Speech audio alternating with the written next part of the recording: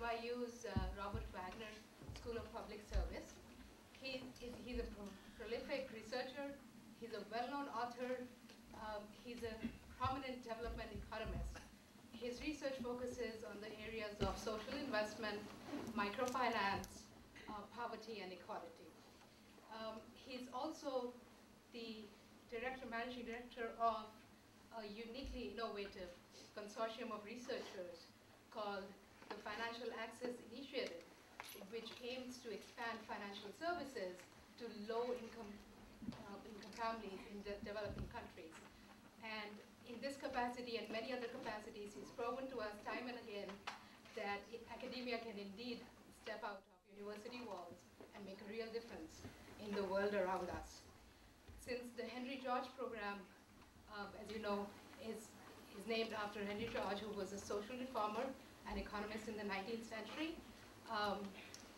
who championed the cause of economic justice, it is indeed our pleasure today to welcome Jonathan Morduch. Nobody would have been more suitable today to be here with us. Thank you, sir. I welcome you.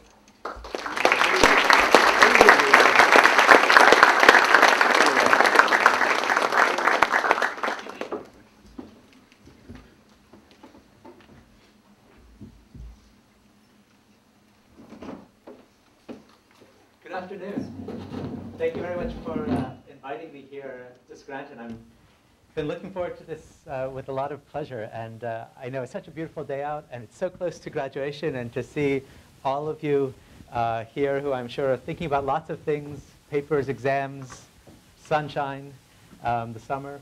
I'm really glad that we can all take a few minutes to talk about some new ideas, and so thank you for having me here to talk about some of the new work that I've been engaged in. I've been spending a lot of time thinking about an idea that I'm going to talk a little bit about today, and that idea is microcredit and microfinance, and the idea of spreading banks around the world to people who never had access to banks as we all take for granted.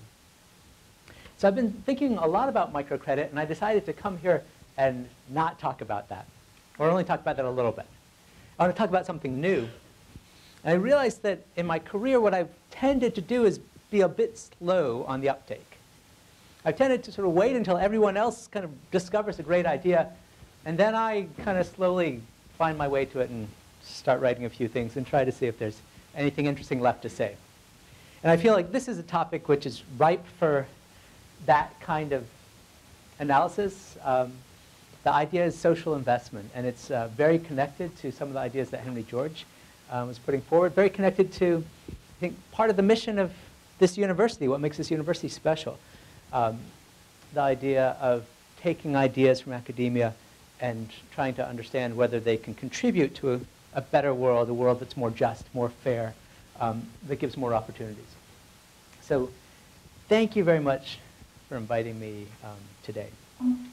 I want to start, let's see if I can start by reviewing a few numbers on the state of our planet in terms of wealth and inequality. There are lots of ways we can think about the planet, but I came across a few numbers last week that I thought were really stunning, and I want to share them with you. And these numbers were stunning to me because they very neatly capture a problem, I think, that many of us see, which is that this world has become incredibly rich. Our planet is incredibly wealthy, despite all that we understand about global warming and difficulties that we all face. In a historical perspective, this planet is incredibly wealthy. And it is also, from a historical perspective, incredibly unequal. And that is the start of what I want to say. So here's the data that I came across. This is data that was put together by a World Bank researcher named Branko Milanovic. And he is a guy who looks very carefully at data.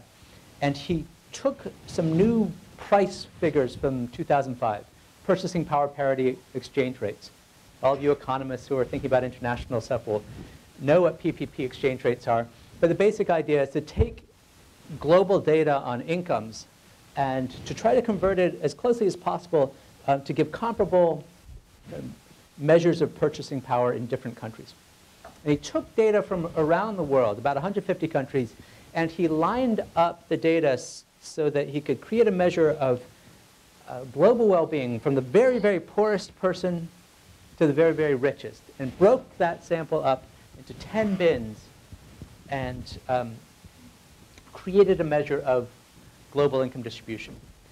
And the first thing that he saw, one of the things that comes out of the data, is that the bottom 10% on our planet command less than 1%, 0.61 of a percentage point, less than 1% of global purchasing power. Now, if the world was completely equal, which of course it isn't, the bottom 10% would command 10% of purchasing power, but less than 1% for the bottom decile. The next decile, about 1%, and the decile after that, 1.25%, and the decile after that, 2.05%. So if we look at the bottom 40% of the world's population, the bottom 40% commands only 4.4% of global purchasing power. That is a marker of how unequal our planet has become. And most of that bottom 40% is living on under $2 a day per person. So a staggeringly low amount. But what was stunning about the data is that it's not just big numbers or striking numbers on the low end, but on the high end as well. We look at the top 2 deciles, the top 20%. We can see that their income is huge. The top 20% today commands 77% of global purchasing power. That creates a world in which the haves have a lot more than ever and the have-nots have much less. And in a way, it sets up a dilemma in terms of our ability to change that equation. You know, the Bible tells us about the Samaritan, and from that we have the Samaritan's dilemma. How do you give? How do you change the world? How do you give charity most effectively? And we have a global version of that. Never in history have the world's rich been in a position to do so much for the world's poor. And the question I want to start with is that that's a challenge. And the challenge is, why don't we do more? What are the reasons? And are there ways to be more effective in achieving those goals? So why don't we do more? First, just the basic data to set the scene. This is data on foreign aid, foreign assistance. It doesn't this is official assistance. It doesn't include a lot of charity. That would change the numbers somewhat. But we can see that from 1960 up to 2008, global foreign aid, this is foreign aid from the European countries, the US, Japan, has been falling, and it's about 0.3%. So when Jeffrey Sachs, the great Columbia University economist, and Bono, the great Irish economist, when they argue for foreign aid, they say we should get to 0.7% in terms of disbursement, but we're nothing like that. So why aren't we more generous? What are the reasons?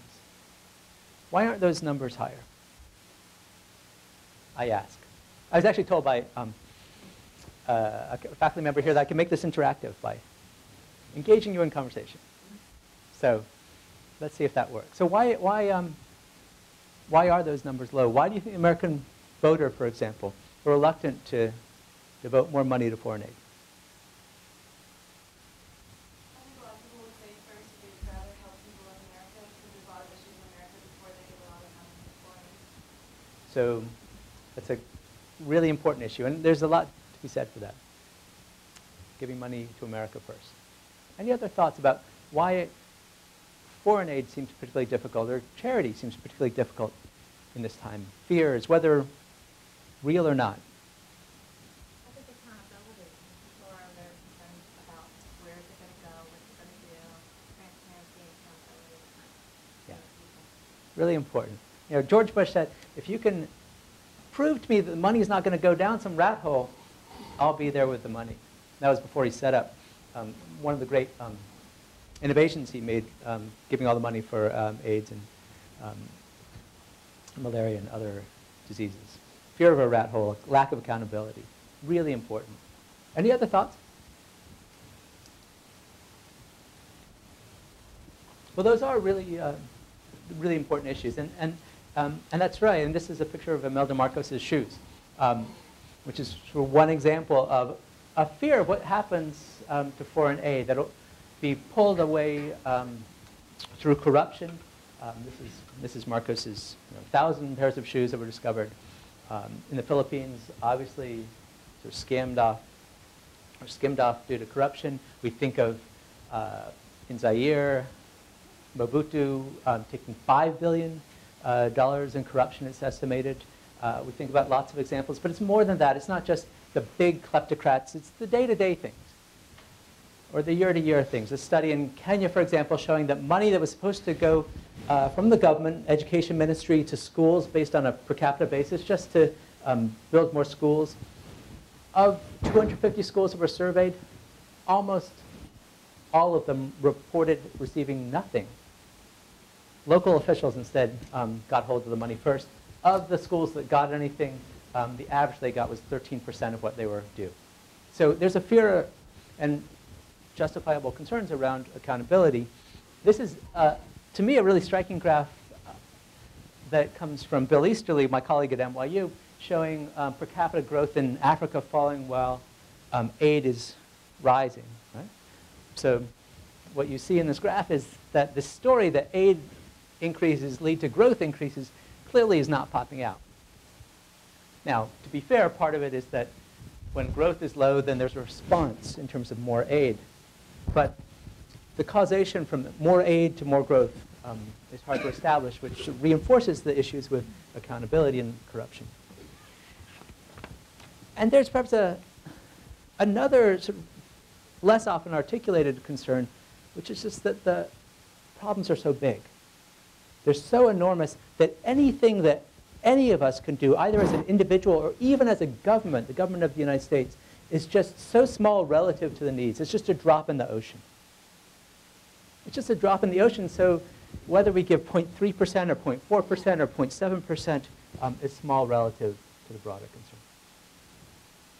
And that, kind of in a nutshell, the fear of creating dependency, the lack of accountability, the size of problems, I think drive this dilemma that at no other time, as I said, in history have we been so able to give, and yet perhaps so reluctant. So what I want to talk about for the rest of the time is some ideas that I think are pretty exciting about potential ways to change that equation, and to do it through the notion of social investment.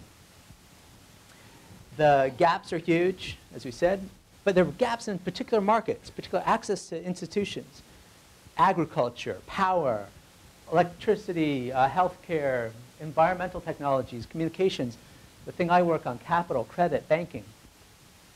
All of these are gaps. And what I want to suggest is that there may well be solutions if we reimagine and think creatively about them. One approach is to embrace the idea of markets, to bring markets to fill these gaps. Rather than thinking about aid, thinking about enabling markets. No one is more articulate about the power of markets, the magic of markets, than, say, Ronald Reagan. And in Ronald Reagan's view, the societies which have achieved the most spectacular broad-based economic progress in the shortest period of time are not the most tightly controlled, nor necessarily the biggest in size, or the wealthiest in natural resources. No, what unites them all is their willingness to believe in the magic of the marketplace. What I want to suggest is there's a lot of power in that vision, but it's not enough. It's not enough to guarantee that the market will stretch to the most underserved, will innovate in ways that are going to create justice and fairness and efficiency, even in very narrow economic terms. So markets can be vibrant, they have accountability, it's great. You can walk away, you can vote with your feet. They can be far-reaching. They can handle an incredible amount of complexity. They can be very flexible. So markets are incredible tools, which is why so many of us are economists or involved in finance. We know the power of economics and finance.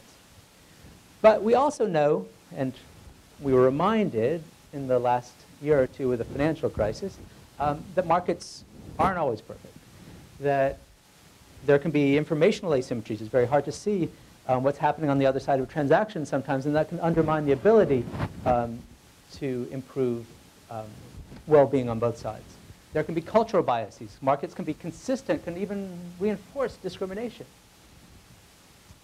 Well, in other cases, better cases, it can diminish it.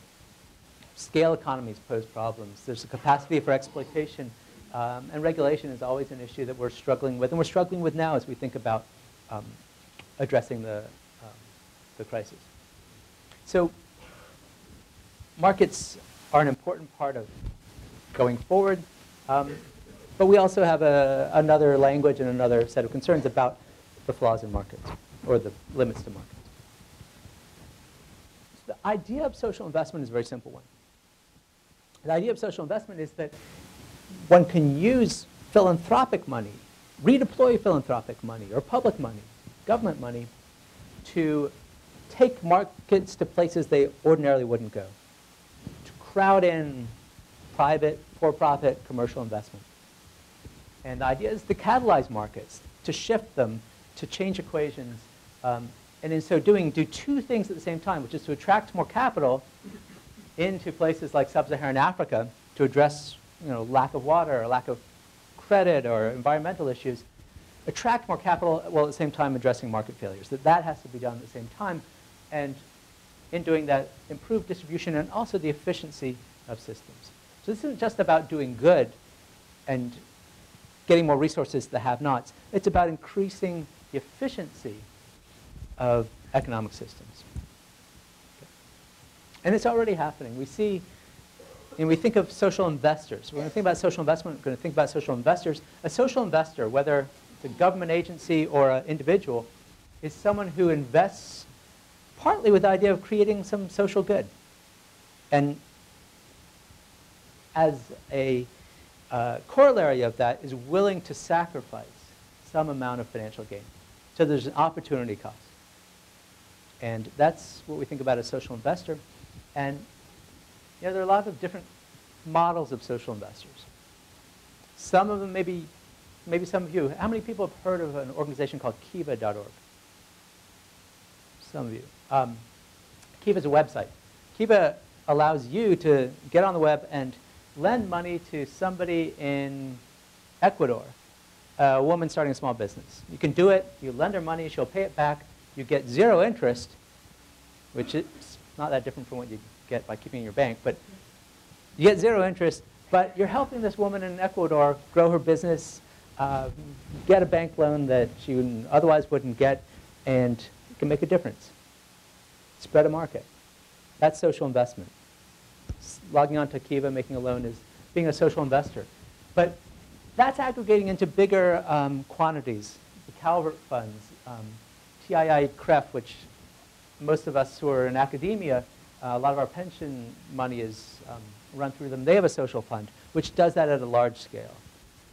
Acumen Fund, based out of New York, is a venture capital firm, essentially, investing in the same way in green technologies, in banking for the poor, in ambulance services in Africa, with the same idea. Foundations are doing this through what they call PRIs, program-related investments, making investments that aren't going to give them maximal returns at all. They're giving up a lot, but they're gaining a lot on the social side. And governments are doing it. This is one of the things I've been trying to think through, the extent to which what we think of as public finance really could be put under this rubric. Fannie Mae, for example, which is sort of a complicated case to talk about these days.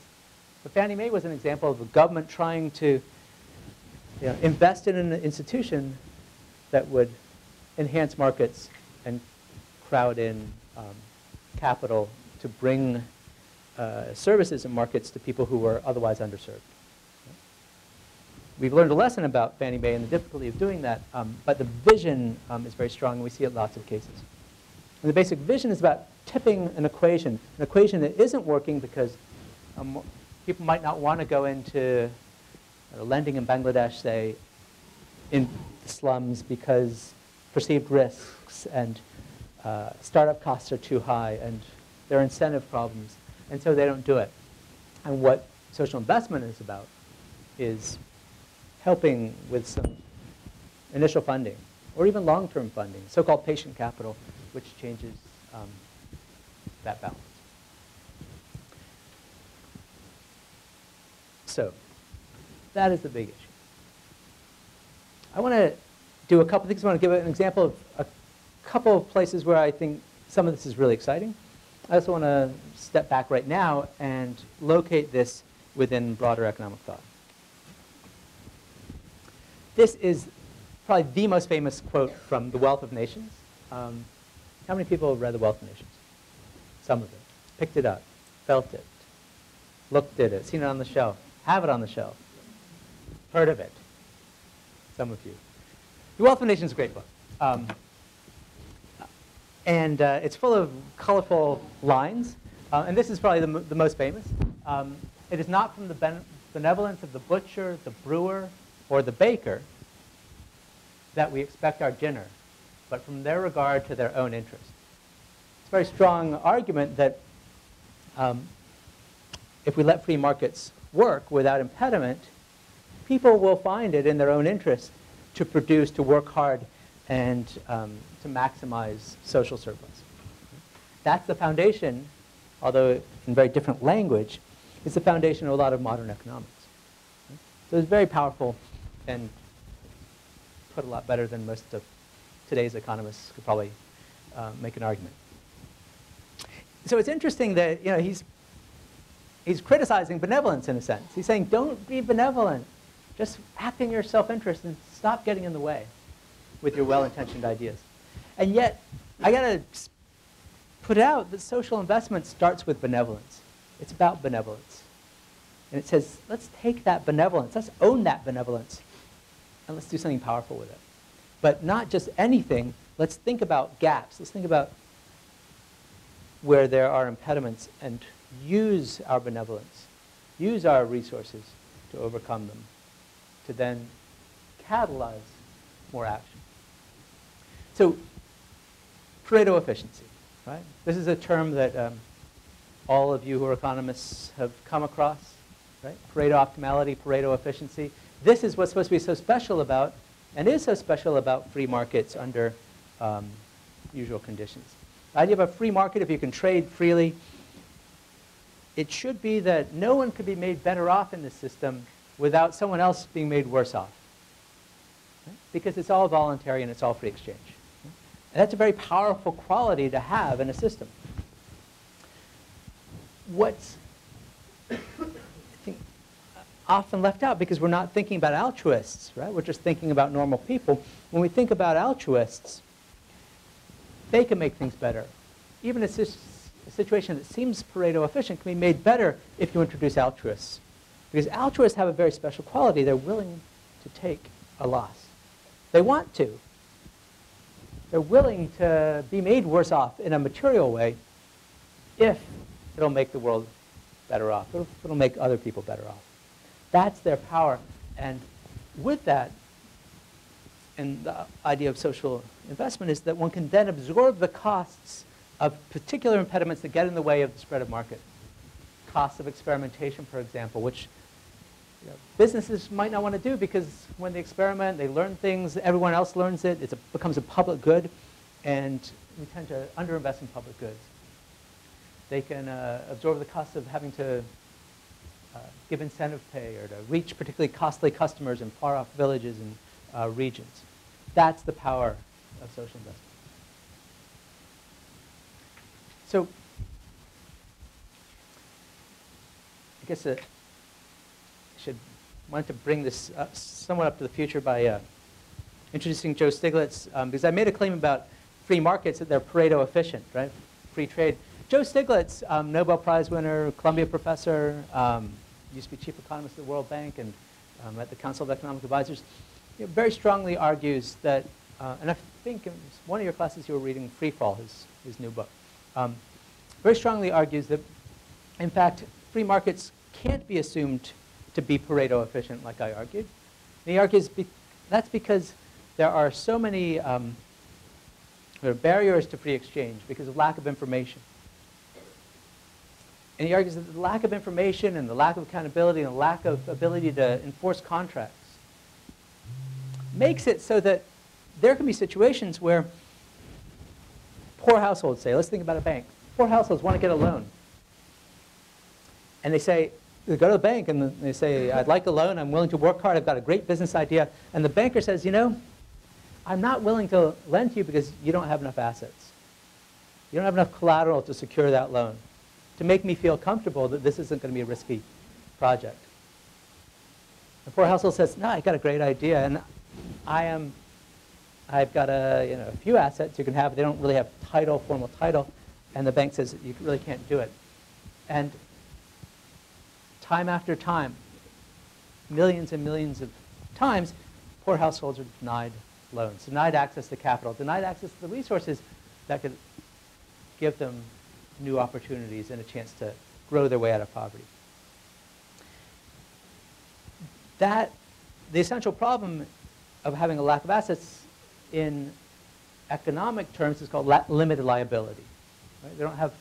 Because they don't have assets, then the problem is they don't have, they wouldn't be exposed, because nothing can be taken away from them, they wouldn't be exposed to the downside of their actions if they don't work hard enough, if they don't put in enough effort, if they aren't diligent enough, they aren't exposed to the downside of their actions.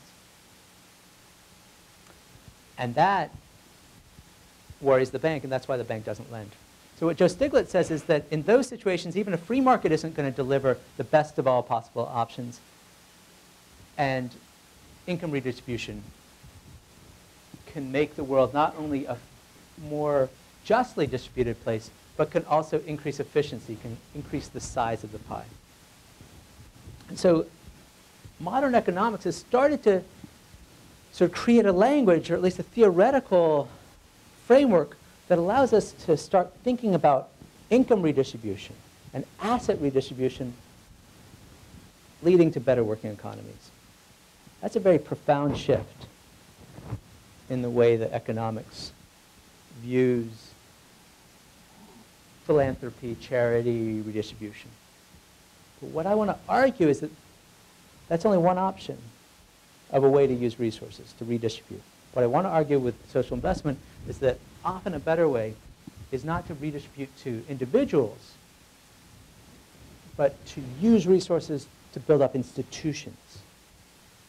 Not necessarily, and this isn't an either or, but not necessarily to give assets to someone so they can go to the bank and be in a better position, but use assets to fundamentally reimagine what a bank can be like. That's what I want to argue. I want to give you some examples.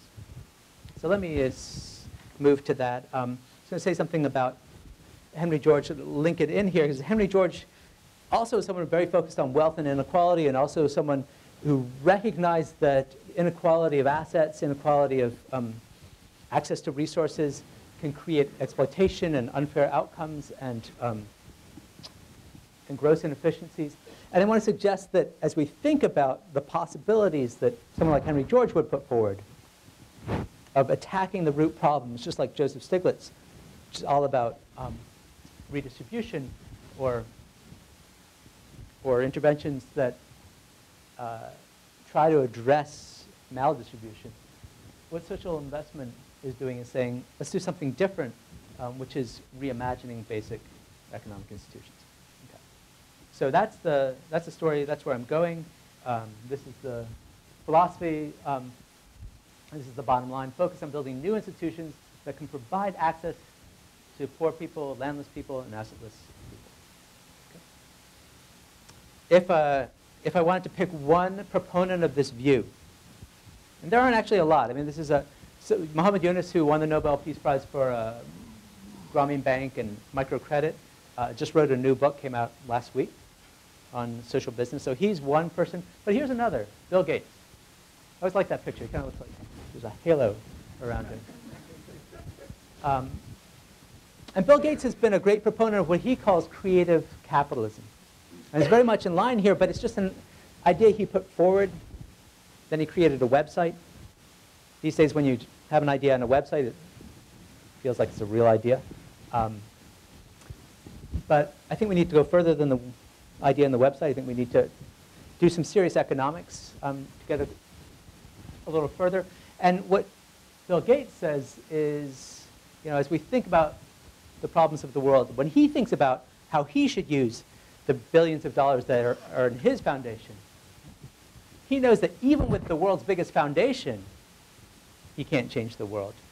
And to do that, he's really been pushing an idea of reimagining capitalism. And in his words, capitalism harnesses self-interest in a helpful and sustainable way, but only on behalf of those who can pay. We need a system that draws in innovators and businesses in a far better way. And so what we're going to be talking about as we go forward is thinking about for-profit investment together with so-called impact investment, which is at below market returns, but with a social impact, and also public funding. So here's some examples. First example, combating blindness. Blindness is a huge problem. Globally, the figures now, about 37 million people globally are blind. 161 million people have serious vision problems. That number is expected to go to 75 million by the year 2020, and most live in developing countries.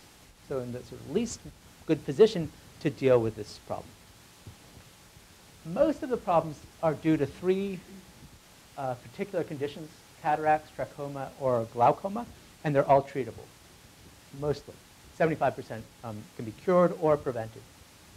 The problem is that most of the people who are in developing countries don't have access to medical assistance and services that can help them be treated for their vision problems. And so most of those 75 million blind people are blind for reasons that are preventable. And that's a great problem. And the question is, can we do something better? I want to focus on cataracts. Now, cataracts are a problem with a sort of clouding of the lens. This is what happens when you have cataracts. Your vision gets blurry. It's hard to earn a living. It's hard to engage with your family. It's a really debilitating vision problem. And there are a number of different solutions to cataracts.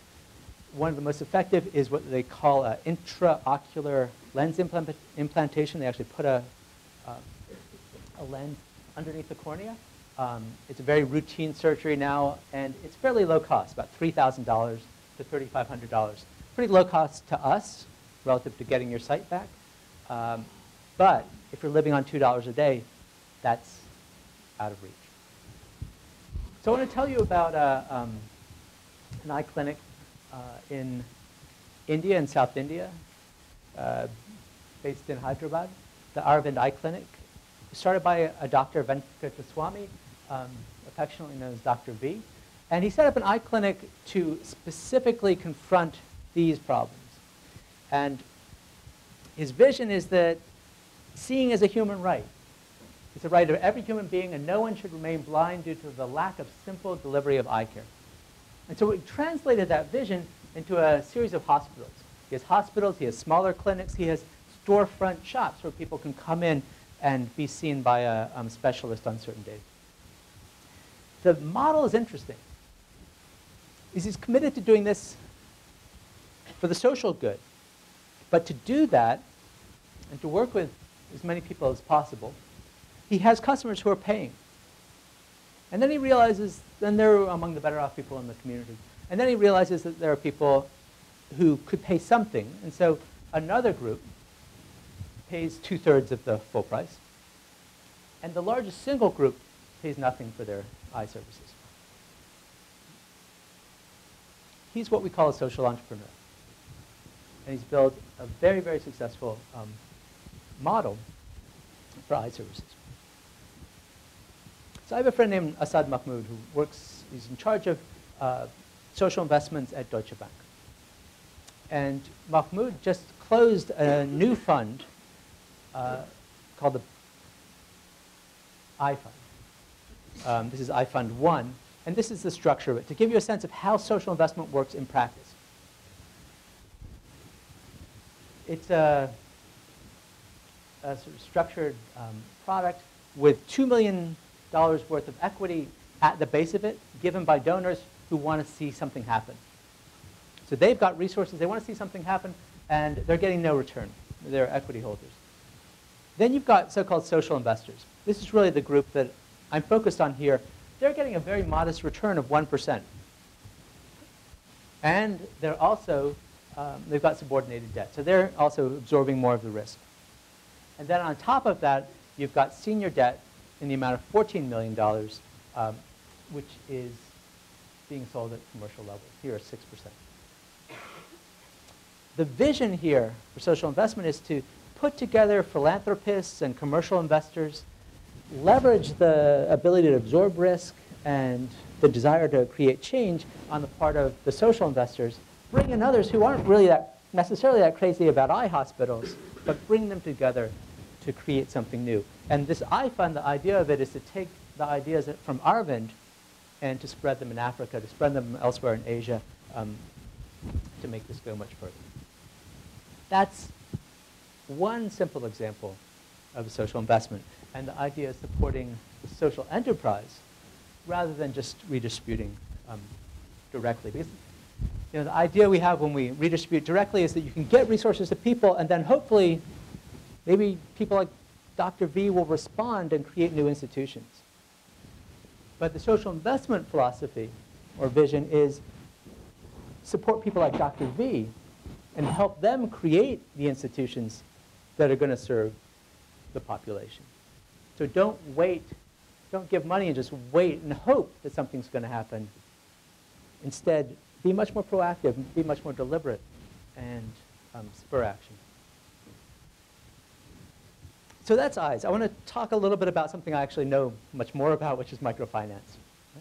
So I want to talk very briefly about the rise of microfinance. And it's a very similar story. And in fact, it inspired a lot of the other work in social investment. This is Muhammad Yunus, truly inspiring visionary who started, as many of you probably know, a bank in Bangladesh called Grameen Bank, which works in some of the poorest villages. Okay. This is a replication of Grameen Bank. This is a picture from Mali.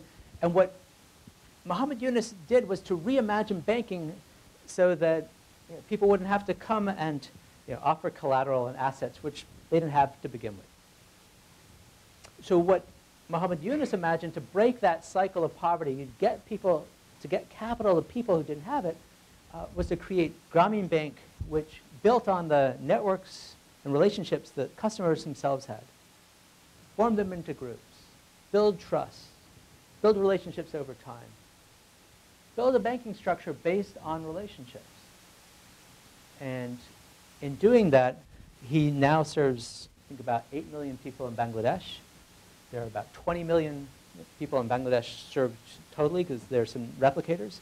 And globally, microfinance now serves, figure here, microfinance now serves about a little over 155 million customers at the last count.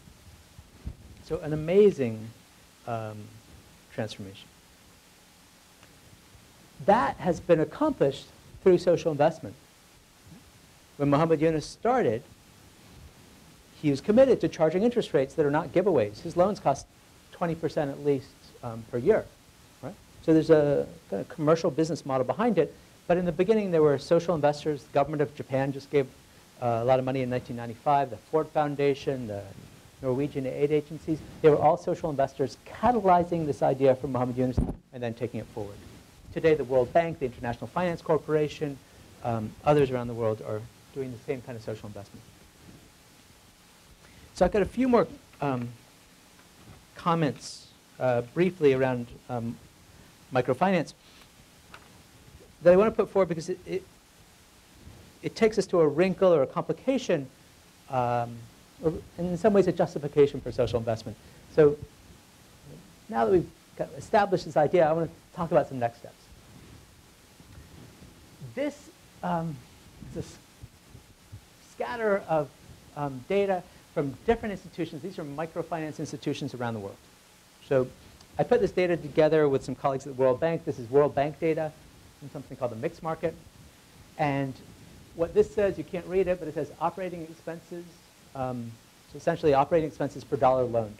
Okay? This is the cost of running a microfinance institution. This is the average loan size provided by that microfinance institution. And the basic relationship I just want to lay out is that it's a lot more costly to serve customers who are looking for small-scale transactions. So if you're a customer who comes in, you want $1 million loan, that's going to take a lot of work and due diligence and paperwork and following up and all that. But it's $1 million loan, so it's probably worth doing it for the bank. If you came in wanting a $100,000 loan, it's probably worth it. If you want a $10,000 loan, it's still pretty big, although a normal bank might decide it's not really worth it to look into it. But Mohammed Yunus is making $100 loans. $100 loans are really expensive to make. They require a lot of diligence. And remember, he's making them without collateral, without requiring collateral. And this is why costs are so high. And this is the power of social investment, because it can catalyze the innovations and also provide some underlying support that makes banking possible when you're serving these populations. I want to show you something some of my colleagues in microfinance aren't that crazy about, but it really makes my point. This blue line at the top is data on the profitability of the reported profitability of microfinance institutions. And again, I've got loan sizes here. It goes from $2,000, $4,000, $6,000, $8,000. Okay? So these are the small ones. And all banks, this red line, it's called financial self-sufficiency, but it's basically a profitability measure. The red line is the zero profit line. So if you're above that, you're making profits. If you're below it, you're making losses. And according to self-reports, which is the top blue line, everyone's making profits. But I've gone back to the data and looked at true cost of capital. And if you recalculate profits based on sort of normal accounting standards that you're all familiar with, it turns out that most banks actually, in terms of real cost of capital, are not making profits. Most of these microfinance banks. You could say, well, that's terrible. You know, they should be making profits if they're a bank. But this is the vision of social investment. If there are people looking to make a difference, who have the resources to catalyze action, we saw a huge expansion of this sector, there really is a potential to support these institutions, hopefully transition them to something more profitable, but clearly there's a need. And here's the scale. Right? We talk about just being a drop in the ocean, but here's the scale in microfinance. 2008, donors and investors were putting in $3 billion. This was new commitments. There was a 20% increase over the past year. So we're getting to some real numbers. Total open commitments, again, at the end of 2008, were almost $15 billion. So by taking a very simple idea, by getting some people together who are willing to support it, and then bringing in commercial funding, you can get up to some scales that can start to make macro differences.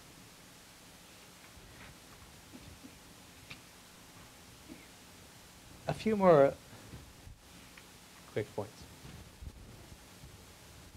I want to suggest that these kinds of activities are broad. That we're used to thinking about, in our economics classes, our finance classes, only one quadrant in an economy, which is commercial businesses being supported by commercial funding, free enterprise. We also have some idea around Grameen Bank, which is a social enterprise being supported by social investment. But what I want to suggest in the world that we're going to be inhabiting over the next decade is that more and more we're going to be seeing social enterprises, maybe like hospitals that are largely supported by commercial money, and also, let's get this right, commercial enterprises, and this is the really tricky box, commercial enterprises.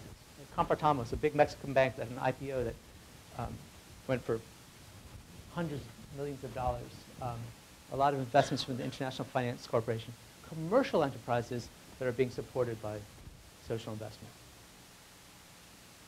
That's the vision, but it's a complicated vision when there's somebody out there, most of the people are making profits off these investments. And that's where, say, this is Gates' creative capitalism. That's, I think, where a lot of the issues are going to be. That's where the world is that we're moving to, and all of the banks in New York are thinking hard about this world. Morgan Stanley, Goldman Sachs, Deutsche Bank, all of them is an increasingly large part of not just the private side, but also public finance. So that's the issue. it's going to be tricky. You know, I mean, social investment is not an easy thing. There are not always a lot of transactions in these institutions, unlike IBM or Walmart or Microsoft. We often see low volumes that make it hard to judge the robustness of cash flows. Liquidity issues are often problems. So it's not an easy sector. It's a difficult sector. You know, Warren Buffett said, you know, when he looks at philanthropy and making investments in the space, he says, you know, when I'm making commercial investments with Berkshire Hathaway, that's easy. I pick the easy wins. Here, what we're trying to do is find the hardest things to do and to pull them off. So this is not easy, but we're making a lot of progress.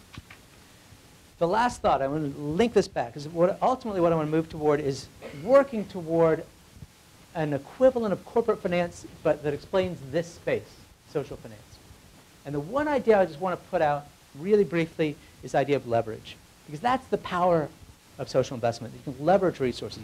As we've seen, you put in philanthropic money, brings in other money, you can leverage it.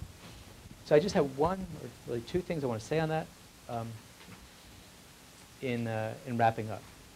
So I want to move to one picture. So I'm going to flip through something to get to this, which is what we just saw, that on the low end, small-scale transactions, much more costly, harder to make profits. Okay, just hold that thought. And I want to suggest that it helps explain this. This is one of the ways in which when we think about leverage in the space, we need to be realistic. This is microfinance institutions. Some serve the poorest.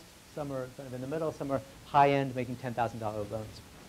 When we look at leverage, this is equity. The bigger the dark blue line, that's pretty close approximation to being much less leveraged. All the leverage comes from the high end. That's where you can really get leverage. That's where you can really multiply your money. That's where you can really crowd in commercial money. On the low end, when you're working with the poorest families, the poorest communities, where you think you can make the biggest social difference, it also tends to be where leverage, empirically, is least. That's a real challenge. And so the first thing I want to say is we need to be realistic about that. The second thing I want to say about leverage is that we're used to thinking about leverage in the way that I've been describing it, which is leverage with the idea of expanding something to make it bigger, right? And so this is a graph that shows assets, for example, of a bank of borrowers. And here's an idea: if you hit institutions, you invest in institutions that are serving richer customers with more assets, you can get a lot more leverage. You can multiply your money. You can help them expand faster. What I thought I want to leave you with is that there's another group of institutions. They're down here. These are institutions where you're not going to be able to multiply your money. You're not going to be able to attract a lot of commercial investment. They're serving very, very poor households, and with existing technologies, it's very hard to attract commercial investors who have a lot of other options. You could attract other social investors, but if the game is to attract for-profit commercial investors, it's very hard. And yet, what you can do is to bring those institutions into existence. They may be able to operate. They may be able to do a great job of serving their communities. They just aren't going to become huge. But they can be meaningful. And so what I want to suggest in closing is that as we think about leverage and expansion and multiplication, one view is getting to massive scale, and that's important. But another view is also supporting local institutions that are going to be small, but that can also make a big difference. And that's, I'm going to steal a title from a famous book from the 70s, Small is Beautiful. Well, we have to hold on to that, too. Small can be beautiful, too. So the sum is that this is a relatively new set of ideas. It has some appeal to the left and to the right. It's progressive. It's business-focused. It is largely bipartisan. The idea is to broaden access. Think about broadening access to institutions rather than thinking about redistribution of income. And together, we can both try to overcome market failures and also attract investment capital. The notion that profitability creates leverage on its own isn't right. Social investment is often needed.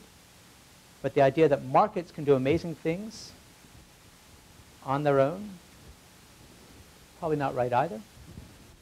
But with a little bit of help, with targeted support that focuses on key impediments, we are seeing amazing institutions like Arvind Eye Hospital, like microfinance institutions like Grameen Bank, housing collectives in operations, new technologies, which can have a chance, can grow, can become massive if given targeted, business-minded, philanthropic support. And that's where I want to leave that. So thank you.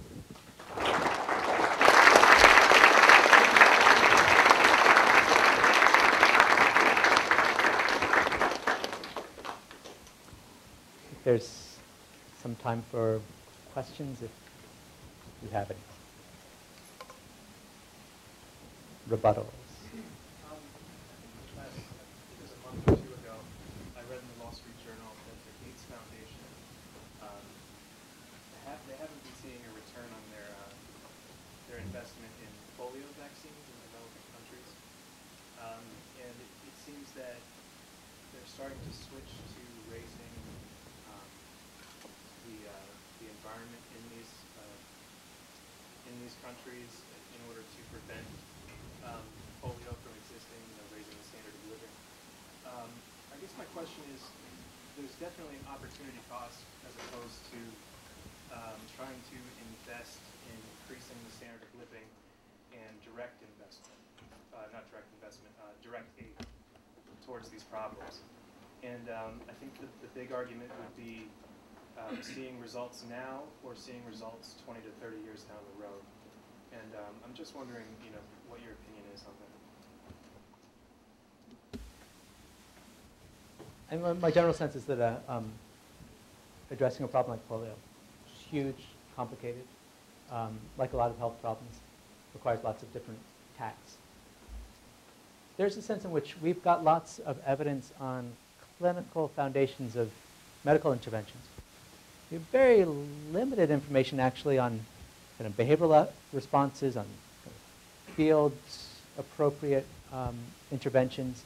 We don't have a very good sense on preventative measures, for example, on the medical side. And so my sense is this is an area where we need to do two things. One is innovate in a number of ways. One is through medical technology. Another is through delivery services, often the sort of last mile of getting those technologies out to people. And also, generally, as you're saying, raise living standards and improve broader conditions. And that can come through expanding finance, improving agricultural technologies, all of that. We need to do everything. But we need to do, also with that, and this is an important part of the idea of social investment, the important part of getting a social return, we need to collect the evidence to make sure that what we're investing in is actually working.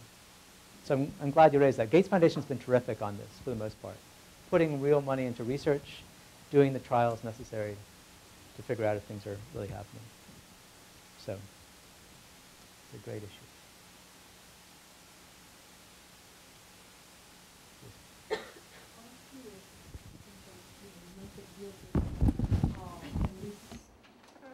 New way of thinking about social investment.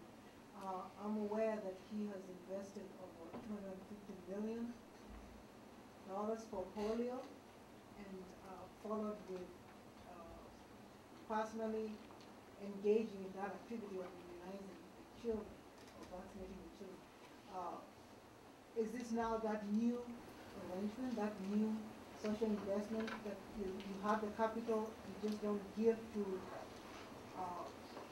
legitimate organizations like the Rotary International, but you personally go and demonstrate? I wouldn't say that as an important part of social investment per se, but I do think that a lot of what Bill Gates is thinking about is social investment. And I think that giving money to Rotary could be, if deployed in the right way, possibly a social investment if Rotary is then going to use that money to create a clinic that gives access to people who didn't have access before. Right? That's the kind of model that I'm thinking of. Right? And Bill Gates, in lots of his, or the foundation's engagements, is trying to think about the business model, that can make all this work out. And he sees himself as, a player that can make things happen that wouldn't otherwise happen, either by doing the research or by providing some core support to often a for-profit or potentially for-profit institution that just needs that help to get going and then spread throughout Africa and make a difference. So, yeah, I think Bill Gates has been inspiring to lots of people. I mean, there's no doubt that microfinancing is a very novel idea. But lately, there have been several studies that have shown that big banks have jumped into this. So you talked about the different sectors by enterprise and investment. But there was a study in the New York Times last month, and another one in the Wall Street Journal a few months back, where they talked about big banks now jumping in and lending at triple-digit interest rates, 100% or more. So my question to you is, are we not, and I'm taking a twist on one of your slides that you had, have we reached a point when microfinance has met not just the market, but the free market, where, and then my follow-up question is, how do we then address the issue of exploitation, of these big banks exploiting those poor customers? That's a great question. And it's a question that a lot of people who've been working on microfinance to try to make it happen over the last couple of decades have been asking themselves, and it's been involved with a lot of soul searching, because for decades they've been trying to make this a commercial possibility because they know that reaching massive scale requires getting the markets engaged. And yet when the markets get engaged, they do it on their own terms. Right? Now 100% interest rates are far from the norm in microfinance. So at one level, the easy answer is that the newspapers exaggerate or pick out some cases that are not typical. Most microfinance interest rates are 20, 30, 40%. Still higher than we'd probably want to pay if we were taking loans, but much better than other options. But I think that the fact is that as we move toward more commercialization, things will trend upward, probably. I mean, there are two effects, right? One, as commercial players come in, they are differently motivated, so prices increase. On the other hand, with more competition, they might actually fall. But I wouldn't be surprised if things trend upward. But one of the things which is happening, which is very positive, is that not only are social investors putting in money, but they're also coming together as a group, trying to create a new set of rules for self-regulation, trying to create better regulation. And that includes transparency on interest rates. And also now, actually, conversations have been going on in the last couple of weeks, new ideas, new conversations on responsible pricing, responsible interest rates. Now, in the US, we're having those same issues, right, with financial regulation, but it's happening in microfinance. It's necessary. Engaging with the market is both powerful and also tricky. Thanks. Yeah. The other thing I should say on microfinance, which is happening, is a great irony, which is, the idea was to take banks to places where there hadn't been banks before. And now we're having the other problem, which is something we're a bit more familiar with in the US, which is over-indebtedness. Now people can go to Grameen Bank and go to its competitor BRAC and go to its competitor Asha, and often people are going to all three, and they're getting in over their heads. It's a problem we never imagined we'd have because we were so concerned with there being no bank. But that's another thing. Probably 10 to 20% of customers are probably in over their heads. So just like in the US, we need to start thinking about that as well. Any other thoughts or questions? Yeah. With the disaster that happened in Haiti, things have really become unglued, and it's pretty much decided that the types of aid they had been getting were maybe more crippling than helping. What do you see on the horizon for changing the way that American financial institutions or Americans themselves help the Haitians recover? Here's a chance to do a great experiment. Yeah, no, I'm not a great expert on Haiti at all. At the United States Agency for International Development, we've got a great administrator who was appointed by President Obama, Raj Shah, who used to be at the Gates Foundation, who I know is taking that charge very seriously. I think what we're going to see is continuing focus on infrastructure, on business development, probably moving out of Port-au-Prince. But I don't think I have anything that's more interesting than what you already are thinking about. You don't have a grand theoretical idea of your own. Not on Haiti. No, but I mean, I think in general, I think what Haiti needs is jobs and you know, the basic infrastructure that can make that economy work better, and also, you know, basics like rule of law. One of the things also, you know, with Haiti is that there's so many Haitians in the U.S. Who are earning a lot. Just moving to the U.S., I don't know what the factor is, but by 10 times or more raises people's income. I think being able to take advantage of that community in the U.S. and helping that community make more of a difference back home, I think could be very powerful. I think one thing about the social investment philosophy that ties in with what a lot of people have been saying is that engagement is an important element. I mean, Bill Gates has done that. You have to know the people that you're giving to and that you're helping with to find out. Because we might think they need one thing, but they actually can tell us they need something different. Like I've been reading The Blue Sweater by Jacqueline Novogratz, and she gives that great comparison that you need not just intellect and accountability, but you need compassion, and that's part of this engagement. That's kind of what you're saying, and I think Bill Gates is a good example of that. He goes where he's giving and being engaged with them helps us and I think that's one reason why also we don't give. We're so disengaged from people, we don't even understand what poverty really is. I think that's absolutely right, and I'm glad you made that plug for a wonderful book, The Blue Sweater, by Jacqueline Novogratz. She founded Acumen Fund, which is, as I mentioned earlier, a venture capital firm which is trying to make a social difference around the world. And if you're looking for a good read, it's a great book. It's right there.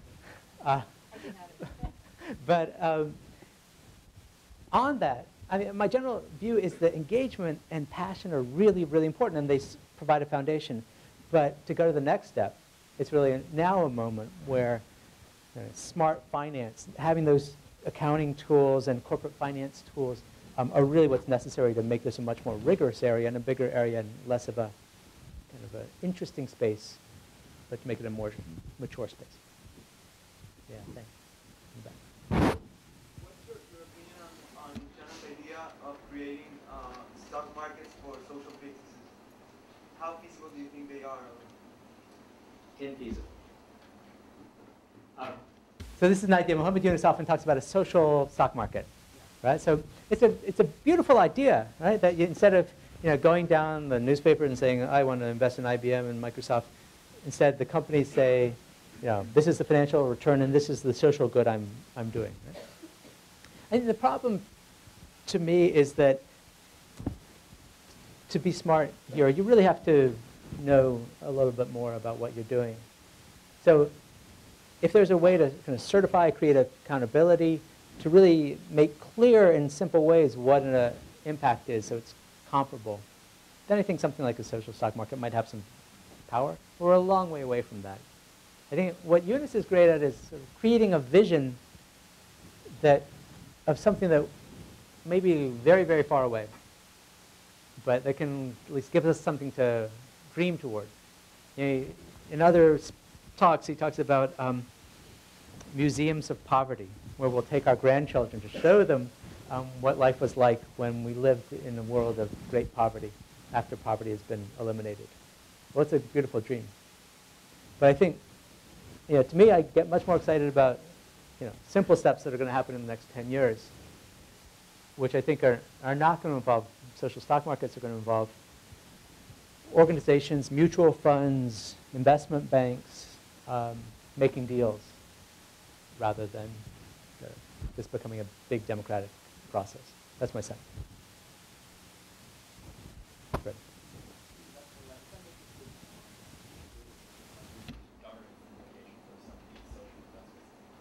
For example, you have a traditional back more or less their interests are aligned, right? They all want to see the firm do well so that they can make interest payments, make dividend payments to the equity holders. You probably know where I'm going with this, but in a social investment, who provides the governance? Is it the equity holders electing a board of directors? Because if so, their interests could be seen to be opposed to. Yeah, no, it's a great question. And it's one that I think people are going to have to wrestle with more and more. That as this becomes a success, then you're going to have to recognize that people who are investing may have very, very different goals and objectives and priorities. And that's going to affect governance. So far, that hasn't really been a problem because almost everybody who's on board has some social motivation in some way. It may be 90%, it may be 50%, but that hasn't been so much of a problem. But as this matures, we really do need to think about this issue. This is why I imagine, I'm talking as an academic economist here, that we are going to see a flowering of academic work in this area.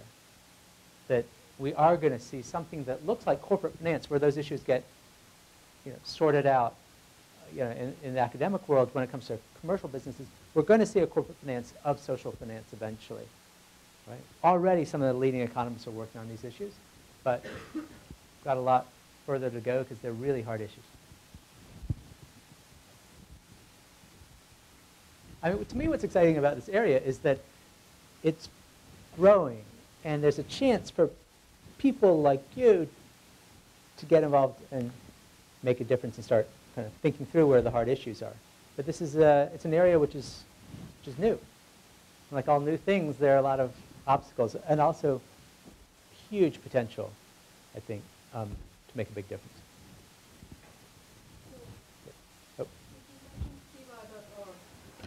Website that people like us can get involved. Are there other enterprises, other organizations that you know that individuals can put their thoughts in the ocean?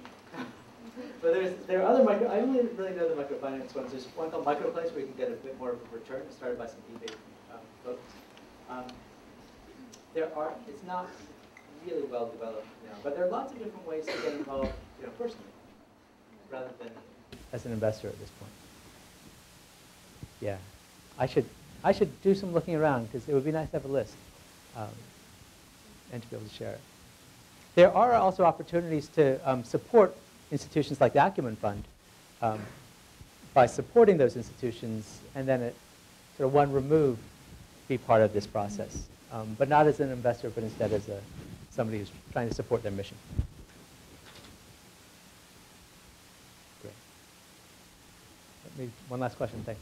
I'm wondering if you have data on gender breakdown on the recipients on the low end of the scale, that is the small microloans that you're saying are also more expensive, because it seems like there's a lot of focus on giving very poor women access to those loans, which would help then make your claim about how these work to broaden access. Yeah, it's a great question. About 95% on the very low end, but it goes up to, the middle rate it's probably about 60, top end is probably about 40. So there's a big gender shift as you go up market. And this is one of the reasons that Mohammed Yunus and others keep saying, as we get commercial, let's not lose sight of the lower end because there's something fundamentally different going on, a very fundamentally different target group. And I think it's an important message. Thanks. So I think we should bring that to a close. But I want to thank you very much for these questions, this opportunity to share views.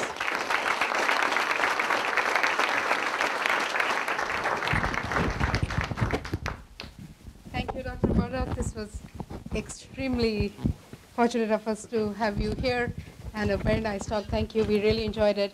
I'd also like to thank all of you, and I'd especially like to thank the Robert Schackenbach Foundation for sponsoring this event, giving us the chance. Thank you. Thank you very much.